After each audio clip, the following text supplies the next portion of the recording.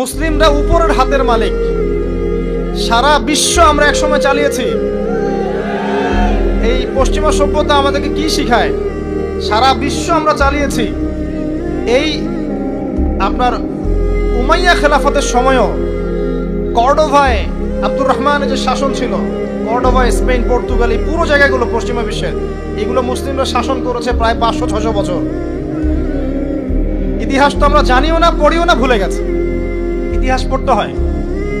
History ঘাটলে দেখবেন রাসূল সাল্লাল্লাহু আলাইহি ওয়াসাল্লামের 23 বছরের নববী যুগ, স্বর্ণযুগ, তারপর আবু বকর সিদ্দিকের খেলাফত, তারপর উমর ইবনুল খাত্তাবের খেলাফত। আবু বকর সিদ্দিকের 2 বছর বা 2.5 বছর, উমর রাদিয়াল্লাহু আনহুর প্রায় 10 বছর, তারপর উসমান রাদিয়াল্লাহু আনহুর 12 বছর, আলী রাদিয়াল্লাহু আনহুর প্রায় 2-2.5 বছর, তারপরে হাসান রাদিয়াল্লাহু আনহু 6 মাস। এরপরে উমাইয়া খেলাফত শুরু হলো মুয়াবিয়া রাদিয়াল্লাহু আনহুর হাতে, প্রায় 20 বছর। উমাইয়ারা শাসন করেছে প্রায় 90 থেকে 100 বছর।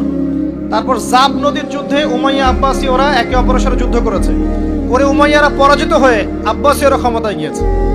ক্ষমতায় গিয়ে তারা প্রায় শাসন করেছে প্রায় 550 বছর। এদিকে উমাইয়াদের মধ্যে যারা পরাজিত হয়েছে ওরা চলে গিয়ে কর্ডোভা, আন্দালুসিয়া, ওইদিকে খেলাফত কায়েম করেছে। তারপরে আবার এদিকে ফাতেমি খেলাফত ছিল, উসমানীয় খেলাফত ছিল, তারপরে মিশরে তুলুনি একটা রাজবংশ ছিল, আমাদের সাবকন্টিনেন্টে মোগলরা ছিল, সারা বিশ্বে আমরাই ছিলাম। ইতিহাস তো ভুলে গেছে।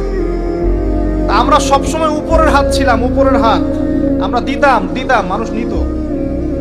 আর এখন কি হচ্ছে? আমরা এখানে, আমরা চাই, মানুষ দেয়। আর ওরা কি এমনি